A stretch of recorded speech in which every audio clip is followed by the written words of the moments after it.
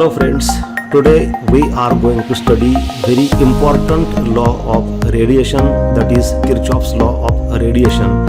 We know that radiation is a mode of heat transfer in the form of electromagnetic waves.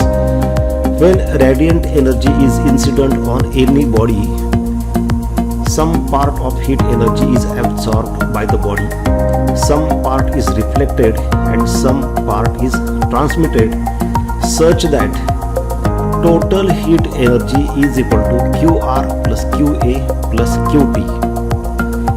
Total heat energy incident on the body is divided into three parts. Some part is reflected, some part is absorbed, some part is transmitted. Their total amount of heat energy reflected plus absorbed plus transmitted will be equal to total heat energy incident on the body. We have also defined three coefficients: coefficient of reflection QR upon Q, quantity of heat energy reflected upon total quantity of heat energy incident; QA upon Q, that is coefficient of absorption; and T, coefficient of transmission. So these are the three coefficients: coefficient of reflection, coefficient of absorption, coefficient of transmission. Their sum A plus R plus T is equal to 1. When we say that body is a good absorber, then the value of A is highest. If R is more as compared to A and T, then the body is good reflector, and if T is more than A and R, then the body is good transmitter. If body is good absorber, then naturally it will be bad reflector and bad transmitter. If body is good reflector, then it will be bad absorber and bad transmitter. If body is a good transmitter, then it will be bad absorber and bad reflector. When this QA amount of heat energy is absorbed by the body, internal energy of the body increases, due to which temperature increases, and body start emitting this energy in the form of radiation in all possible directions.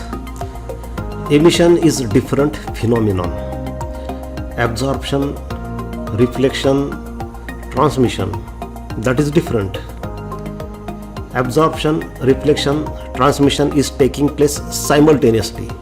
But for the phenomenon, that is emission, which is different, when this heat energy is absorbed, due to which internal energy of the body increases, due to which temperature increases, this absorbed heat energy is again emitted by the body in the form of electromagnetic waves. म्हणजे जेव्हा एखादी body heat absorb करते, तेव्हा ती absorb केलेली heat ती वस्तू पुन्हा बाहेर टाकते इलेक्ट्रोमॅग्नेटिक वेव्हच्या स्वरूपामध्ये. तर याच्यामध्ये हे ॲब्झॉर्प्शन, रिफ्लेक्शन, ट्रान्समिशन हे वेगळं, त्याच्या व्यतिरिक्त एमिशन हे वेगळं. एमिशन म्हणजे काय होतं की ही ॲब्झॉर्ब केलेली हीट एनर्जी जी आहे ती परत ती बॉडी सगळ्या दिशेला बाहेर टाकते. तर एखादी बॉडी जर गुड ॲब्झॉर्बर असेल तर ती गुड एमिटर असते, आणि हेच किर्चॉफ्स लॉ ऑफ रेडिएशनने सांगितलेलं आहे, आणि तेच आज आपल्याला प्रूव्ह करायचं आहे. ॲब्झॉर्प्शन, रिफ्लेक्शन, ट्रान्समिशनच्या व्यतिरिक्त एमिशन हे वेगळं झालं. मी तुम्हाला सांगितलं की गुड ॲब्झॉर्बर असेल तर तो बॅड रिफ्लेक्टर आणि बॅड ट्रान्समिटर आहे. गुड रिफ्लेक्टर असेल तर तो बॅड ॲब्झॉर्बर, बॅड ट्रान्समिटर आहे. गुड ट्रान्समिटर असेल तर तो बॅड ॲब्झॉर्बर आणि बॅड रिफ्लेक्टर आहे. परंतु गुड ॲब्झॉर्बर असेल तर तो गुड एमिटर पण आहे, आणि बॅड ॲब्झॉर्बर असेल तर तो बॅड एमिटर पण आहे. कोएफिशियंट ऑफ ॲब्झॉर्प्शन म्हणजे काय? QA upon Q. त्याच्यावरून एखादी बॉडी किती हीट ॲब्झॉर्ब करते ते आपण या फॉर्म्युल्याने काढतो. आता ही ॲब्झॉर्ब केलेली हीट ती वस्तू पुन्हा बाहेर टाकते. तर प्रत्येक वस्तूची हीट बाहेर टाकण्याची जी ॲबिलिटी असते किंवा जी क्षमता असते ती एमिसिव्ह पॉवरने दिलेली आहे. हे यापूर्वीच्या व्हिडिओमध्ये आपण सगळं शिकलो. एमिसिव्ह पॉवर म्हणजे काय? Quantity of heat energy emitted by a body per unit area per unit time. इथं ए म्हणजे एरिया आणि टी म्हणजे टाईम. त्याच्यावरून एखादी वस्तू किती हीट रॅडिएट करते त्याचा हा फॉर्म्युला आहे ART. ए म्हणजे area of the body, R means emissive power and T is time. Coefficient of emission E equal to R upon RB, ratio of emissive power of a body to emissive power of perfectly black body. हे सगळं सांगण्याचं कारण असं आहे की आज आपण Kirchhoff's law of radiation prove करणार आहोत. त्यामध्ये सगळं आपल्याला हे लागणार आहे. आणखी आपण यापूर्वीच्या व्हिडिओजमध्ये असं शिकलो, for perfectly black body coefficient of absorption A equal to 1. 1 याचा अर्थ ह्या वस्तूवर जेवढी हीट येते तेवढी सगळीची सगळी ॲब्झॉर्ब होते 100%. म्हणजे एची व्हॅल्यू 1 असते, आरची व्हॅल्यू 0 म्हणजे रिफ्लेक्शन होत नाही, आणि टीची व्हॅल्यू 0 म्हणजे ट्रान्समिशन होत नाही. आणि परफेक्टली ब्लॅक बॉडीसाठी हे जी एमिसिव्ह पॉवर आर आहे ते आपण RB घेतो, आणि त्यामुळे इथं RB अपॉन RB म्हणजे कोइफिशियंट ऑफ एमिशनसुद्धा 1 होतं, जी जास्तीत जास्त व्हॅल्यू असते. म्हणजे परफेक्टली ब्लॅक बॉडीसाठी कोइफिशियंट ऑफ ॲब्झॉर्प्शन पण 1 असतं आणि कोइफिशियंट ऑफ एमिशन पण 1 असतं. Now let's go to the Kirchhoff's law of radiation.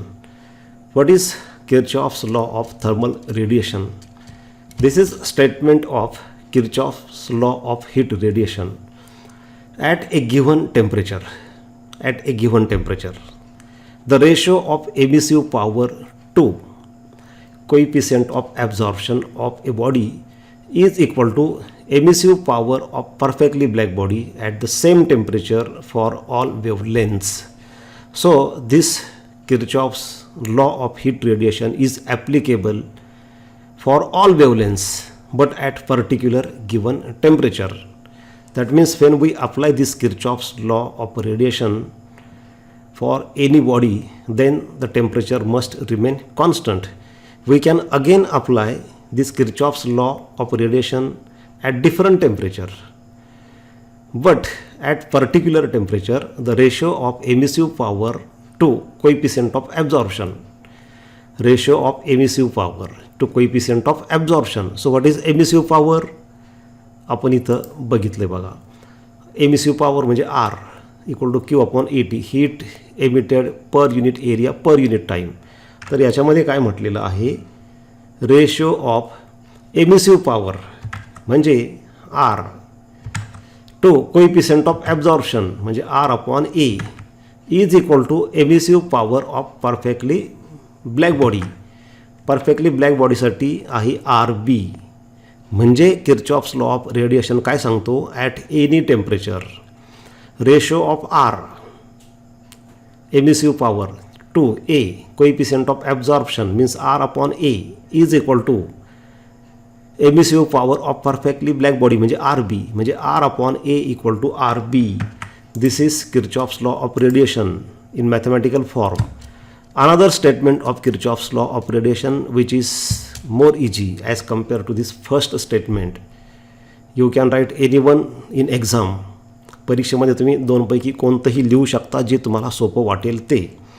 For a body emitting and absorbing thermal radiation in thermal equilibrium, when we say thermal equilibrium means at given temperature, the emissivity is equal to absorptivity.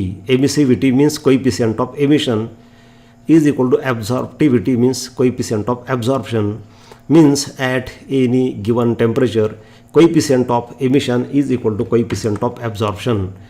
म्हणजेच दुसऱ्या पद्धतीने म्हणायचं तर coefficient of emission E is equal to coefficient of absorption A. हे दुसऱ्या पद्धतीने statement सोपं आहे. In mathematical form we can write A equal to E or A lambda equal to E lambda. that means for all wavelengths. याचा अर्थ सगळ्या वेवलेन्थसाठी हे लागू आहे. पहिल्या आणि दुसऱ्या स्टेटमेंटचा अर्थ एकच आहे. दुसरं स्टेटमेंट काय सांगतं, coefficient of absorption equal to coefficient of emission और ॲब्झॉर्प्टिव्हिटी इक्वल टू एमिसिव्हिटी. आणि पहिलं स्टेटमेंट काय सांगतं, ratio of emissive power to coefficient of absorption म्हणजे R upon A equal to RB. R upon A equal to RB. तर त्याचा अर्थ पण तोच होतो. कसं ते मी तुम्हाला इथे सांगतो. पहिल्या स्टेटमेंटचा अर्थ असा होतो R upon A is equal to R B. हे पहिलं स्टेटमेंट झालं. आणि दुसरं स्टेटमेंट काय म्हणतं ए इक्वल टू ई. पहिलं statement ratio of emissive power to coefficient of absorption. R झालं एमिसिव्ह पॉवर आणि हे झालं coefficient of absorption is equal to काय म्हटलं आहे emissive power of perfectly black body R B. आणि दुसरं स्टेटमेंट म्हणतं ए इक्वल टू ई. हे दोन्ही एकच आहे. कसं तर बघा आता तुम्ही आपण यामध्ये जर समजा याच्यावर आपण असं लिहू शकतो आर इज इक्वल टू हे ए इंटू आर बी. आता हे आर बी आपण लेफ्टला घेतलं तर आपल्याला मिळेल r upon r B is equal to a. हे आपल्याला मिळालं. आता आर अपॉन आर बी म्हणजेच कोइफिशियंट ऑफ एमिशन किंवा एमिसिव्हिटी. बघा इथं आपण यापूर्वीच्या व्हिडिओमध्ये शिकलो आहे ratio of emissive power of a body to emissive power of perfectly black body equal to E. त्याला म्हणतात कोइफिशियंट ऑफ एमिशन किंवा एमिसिव्हिटी. तर याच्यावरून आपल्याला मिळतं हे आर अपॉन आर बी म्हणजेच ई आणि हे इक्वल टू ए म्हणजेच coefficient of emission e equal to coefficient of absorption a. म्हणजेच आपल्याला हे मिळतं जे दुसरं स्टेटमेंट इथं आहे a equal to e. Coefficient of absorption equal to coefficient of emission और absorptivity is equal to emissivity. Now we have to prove this statement. आता हे आपल्याला प्रूव्ह करायचं आहे आणि हे स्टेटमेंट प्रूव्ह करणं खूप सोपं आहे.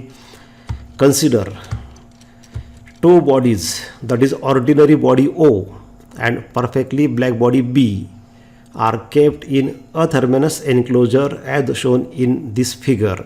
म्हणजे ह्या फिगरमध्ये दाखवल्याप्रमाणे दोन वस्तू विचारात घ्या. एक आहे ऑर्डिनरी बॉडी किंवा व्हाईट बॉडी आणि दुसरी आहे perfectly black body. Perfectly black body is a body which absorbs all the radiant energy incident on it. Both bodies have same area of cross section. दोन्ही वस्तू सारख्याच आकाराच्या आहेत. दोघांचे आकार सारखे आहेत. दोन्ही स्पेरिकल आहेत असं समजा. एक बॉडी लहान एक बॉडी मोठी अशी नाही. फक्त एक ऑर्डिनरी बॉडी आहे आणि एक परफेक्टली ब्लॅक बॉडी आहे. Both are enclosed in a therminus enclosure. A therminus body is that body through which heat radiation cannot pass. म्हणजे याचा अर्थ हे जे एन्क्लोजर आहे तर याच्या आतमध्ये हीट बाहेरून आतमध्ये जाणार नाही किंवा आतली हीट बाहेर जाणार नाही. कारण हे अथर्मेनस एन्क्लोजर आहे. अथर्मेनस पदार्थ असे असतात की ज्याच्यातून हीट जात नाही. त्याच्यामुळे जर समजा ह्या बॉडीज हीट एक्सचेंज करत असतील तर ती फक्त ह्या आतल्या सराउंडिंगशी बॉडीच्या आतमध्ये जे सराउंडिंग आहे त्याच्याशी हीट एक्सचेंज करतील आणि ते सराउंडिंग दोन बॉडीजची हीट एक्सचेंज करतील किंवा हे दोन बॉडीज एकमेकांना आपसात हीट एक्सचेंज करतील सराउंडिंगच्या मार्फत. परंतु आतली हीट बाहेर जाणार नाही किंवा बाहेरची हीट आतमध्ये येणार नाही. आता हे आपल्याला प्रूव्ह करायचं आहे. त्यासाठी let A is area of each body. म्हणजे दोन्ही बॉडी सारख्या आकाराच्या आहेत आणि प्रत्येक बॉडीचा एरिया समजा ए आहे म्हणजे सेम एरिया सरफेस एरिया आहे. R is emissive power of ordinary body for this ordinary body. Emissive power is R. R B is emissive power of perfectly black body. For this perfectly black body emissive power is R B. A is coefficient of absorption of ordinary body. Ordinary बॉडीचं coefficient of absorption A आहे. Perfectly black बॉडीसाठी ते 1 असेल. Coefficient of absorption 1 असतं आपल्याला माहीत आहे. E is coefficient of emission of ordinary body. Ordinary बॉडीचं कोइफिशियंट ऑफ एमिशन ज्याला आपण एमिसिव्हिटीसुद्धा म्हणतो ते ई आहे. परफेक्टली ब्लॅक बॉडीसाठी ते 1 असणार आहे. लक्षात घ्या ए आणि ई कोइफिशियंट ऑफ ॲब्झॉर्प्शन किंवा ॲब्झॉर्प्टिव्हिटी आणि ई कोइफिशियंट ऑफ एमिशन किंवा एमिसिव्हिटी. हे दोन्ही ऑर्डिनरी बॉडीचं इथे दिलेलं आहे ए आणि ई. परफेक्टली ब्लॅक बॉडीसाठी ह्या दोन्ही व्हॅल्यूज 1 असतात हे आपल्याला माहिती आहे.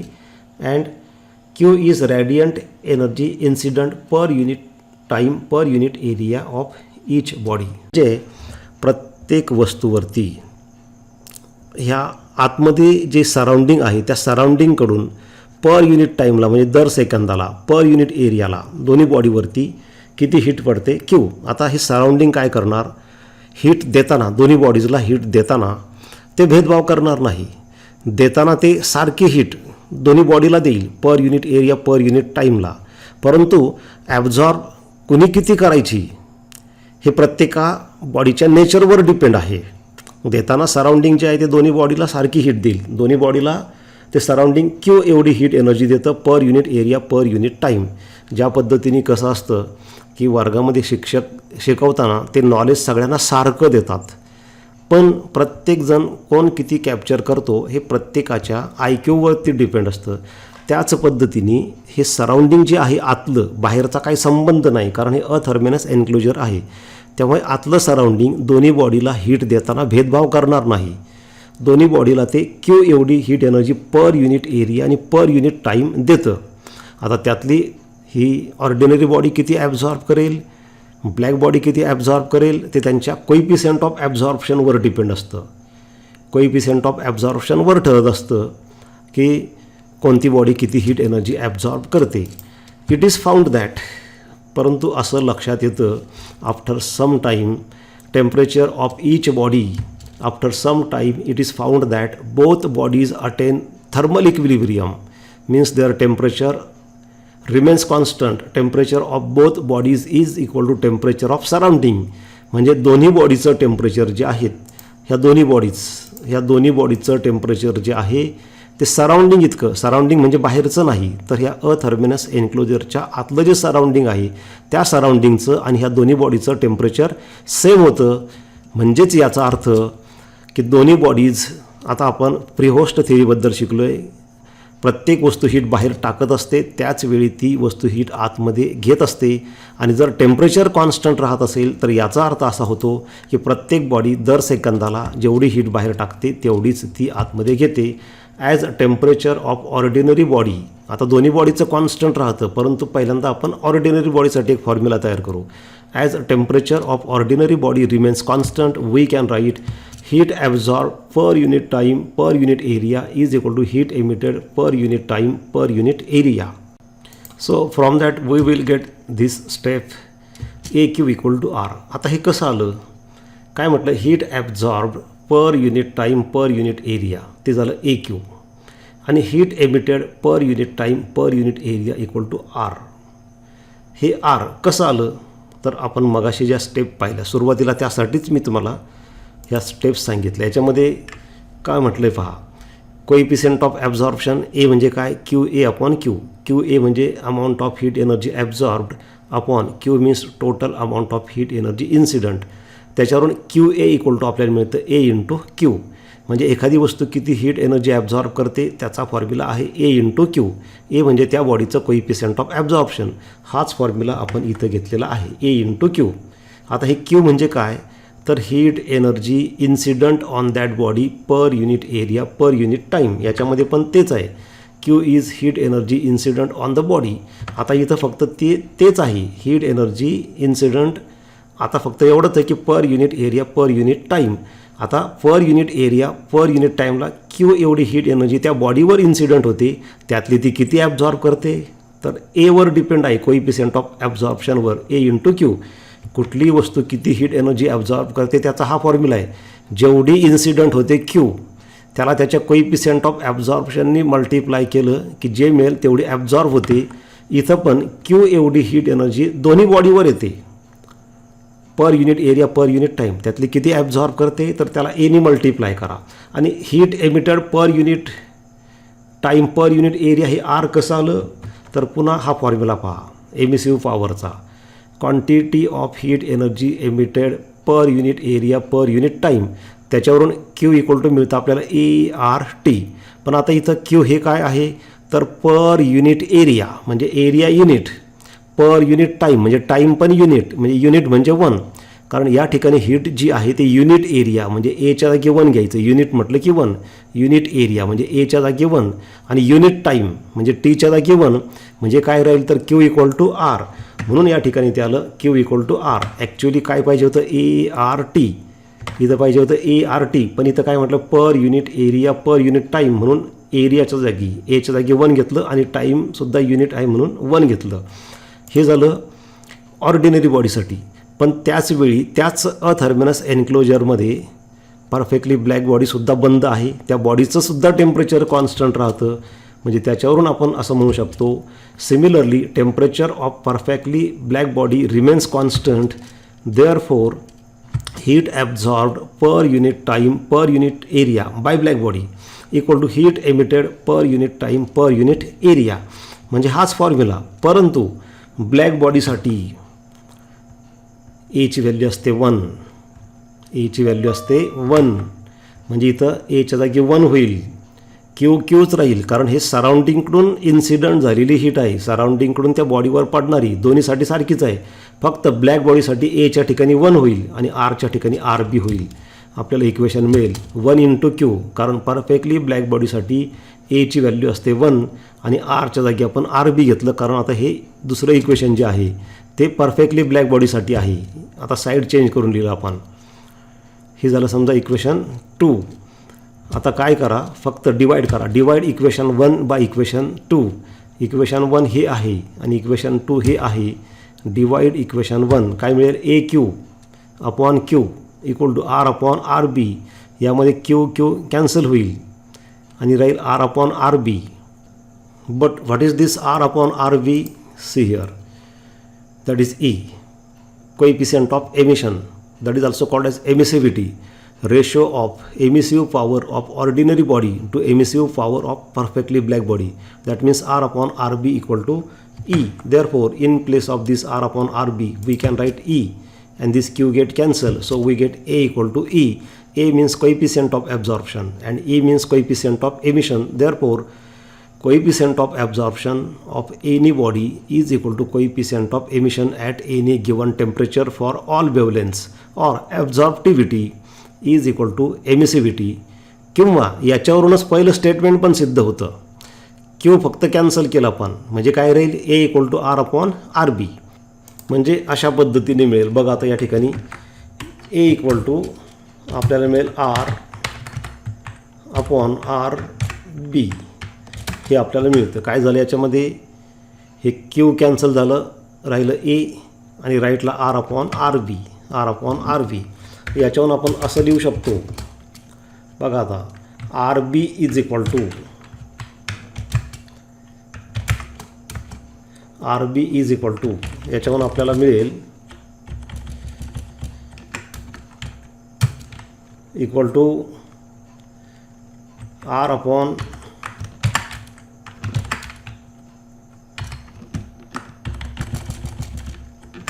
आपल्याला मिळेल R अपॉन A असं मिळालं. आपण इथं काय केलं RB लेफ्टला घेतलं आणि A राईटला घेतलं. साईड चेंज करून आपण लिहिलं तर आपल्याला मिळेल R upon A is equal to RB. हे पहिलं स्टेटमेंट आहे बघा. Ratio of emissive power to coefficient of absorption equal to emissive power of perfectly black body. म्हणजे दोन्ही पद्धतीने आपण या ठिकाणी प्रूव्ह करू शकतो. पहिलं स्टेटमेंटही प्रूव्ह होतं, दुसरंही होतं. पहिलं स्टेटमेंट काय सांगतं, ratio of emissive power of a body to coefficient of absorption is equal to emissive power of perfectly black body, किंवा coefficient of absorption is equal to coefficient of emission. This is proof of Kirchhoff's law of radiation. Now we have to see 2 applications of Kirchhoff's law of radiation. Kirchhoff's law of heat रेडिएशनचं एक उदाहरण इथं बघा. आता इथं काय म्हटलं आहे पहा, सँड इज रफ ब्लॅक. म्हणजे डेझर्टमध्ये वाळवंटी प्रदेशामध्ये जी वाळू असते ती रफ ब्लॅक असते. So it is good absorber. म्हणजे ती हीटची गुड ॲब्झॉर्बर असते. दिवसा ऊन असतं, सूर्यप्रकाश असतो. Hence in desert day will be very hot, कारण ती हीट ॲब्झॉर्ब करणार. दिवसा ती वाळू जी आहे वाळवंटी प्रदेशामध्ये डेझर्टमध्ये ती वाळू हीट ॲब्झॉर्ब करणार जास्तीत जास्त, कारण ती ब्लॅक बॉडी आहे आणि ब्लॅक बॉडी हीट गुड ॲब्झॉर्बर असते, त्यामुळे ती जास्तीत जास्त हीट ॲब्झॉर्ब करणार. परंतु किर्चॉफ्स लॉ काय सांगतो, good absorber is good emitter. त्यामुळे त्याच वेळी तो हीट एमिटसुद्धा करणार आणि त्या एमिशनमुळे आपण त्या प्रदेशातून फिरताना आपल्याला हीट जास्त जाणवणार, कारण ती त्या डेझर्टनी त्या सँडनी बाहेर टाकलेली हीट शेवटी आपल्या शरीरामध्ये जाणार, शरीरावर पडणार आणि त्यामुळे आपल्याला ती हीट जाणवणार आणि त्यामुळे वाळवंटी प्रदेशामध्ये दिवसा खूप गरम आपल्याला होणार. According to Kirchhoff's law of radiation, good absorber is good emitter. त्यामुळे ते दिवसाची हीट घेणार, त्याच वेळेस ते बाहेर टाकणार, ते आपल्या शरीरावर पडणार, आपल्याला गरम होणार, त्या वातावरणामध्ये ती हीट राहणार त्या वाळूनी बाहेर टाकलेली. परंतु ती हीट बाहेर टाकल्यामुळं त्या बॉडीमध्ये नंतर हीट कमी होईल पटकन, त्यामुळं रात्री त्या वाळूमध्ये हीट राहणार नाही, त्यामुळं थंड आपल्याला त्या प्रदेशामध्ये थंडी जास्त जाणवेल. So nights will be cold. This is why days are hot and nights are cold in desert. त्याच्यामुळे वाळवंटी प्रदेशामध्ये दिवसा खूप गरम होतं आणि रात्री खूप थंडी वाजते. त्याचं कारण हेच आहे Kirchhoff's law of heat radiation. दुसरं एक ॲप्लिकेशन आपण हा प्रयोग करून बघू शकतो. काय आहे हे second application? When a shining metal ball having some black spot on its surface is heated to a high temperature and is seen in dark. The black spot shines brightly and the shining ball becomes dull or invisible. The reason is that the black spot on heating absorbs radiation and so emits this in dark, while polished shining part reflects radiation and absorbs nothing and so does not emit radiations and become invisible in the dark.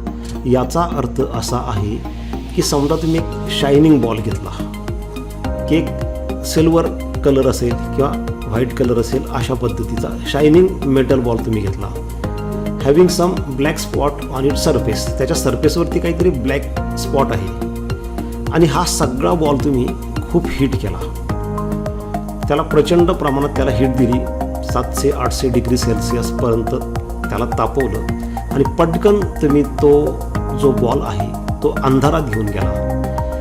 तर असं लक्षात येतं की हा सगळा ball तुम्ही अंधारात ठेवल्यानंतर ज्या ठिकाणी ब्लॅक स्पॉट होता तो ब्राईटली शाईन होताना तुम्हाला दिसतो, लालसर रंगाचा, आणि बाकी जो व्हाईट होता किंवा सिल्वर कलरचा होता, तो शायनिंग बॉल होता, पॉलिश्ड बॉल होता, तो मात्र तुम्हाला ब्लॅक कलरचा दिसतो. असं का होतं? हीट तर आपण सगळ्या बॉलला सारखी दिलेली आहे, परंतु हा जो ब्लॅक कलरचा स्पॉट होता, ती ब्लॅक बॉडी होती, त्याने जास्त हीट ॲब्झॉर्ब केलेली आणि नंतर कालांतराने याने पण हीट ॲब्झॉर्ब केलेली. परंतु एकदम तुम्ही अंधारामध्ये नेल्यानंतर हा गुड ॲब्झॉर्बर आहे ब्लॅक स्पॉट, तो गुड एमिटर पण आहे, त्यामुळे तो जास्त हीट बाहेर टाकतो आणि त्या जास्त हीटमुळं, त्या थर्मल रेडिएशनमुळं, त्या इलेक्ट्रोमॅग्नेटिक वेव्हजमुळं, त्या व्हिजिबल रेंजमध्ये असल्यामुळं तो आपल्याला स्पॉट लाल कलरचा दिसतो, शायनिंग होताना दिसतो, ब्राईट दिसतो. पण बाकीचा जो पोर्शन आहे तो व्हाईट किंवा सिल्वर कलरचा आहे, that is a bad emitter. त्यामुळे तो जास्त हीट बाहेर टाकत नाही, त्याच्यामधून रेडिएशन बाहेर पडत नाही, इलेक्ट्रोमॅग्नेटिक वेव्हज नसल्यामुळं किंवा कमी प्रमाणात असल्यामुळं ते आपल्याला दिसत नाही, म्हणून तो पूर्ण पोर्शन आपल्याला ब्लॅक कलरचा दिसतो. तर अशा पद्धतीने आपण ह्या चॅप्टरमध्ये आज आपण किर्चॉफ्स लॉ ऑफ रेडिएशन घेतला आहे. Thank you for watching. धन्यवाद विद्यार्थी मित्रांनो.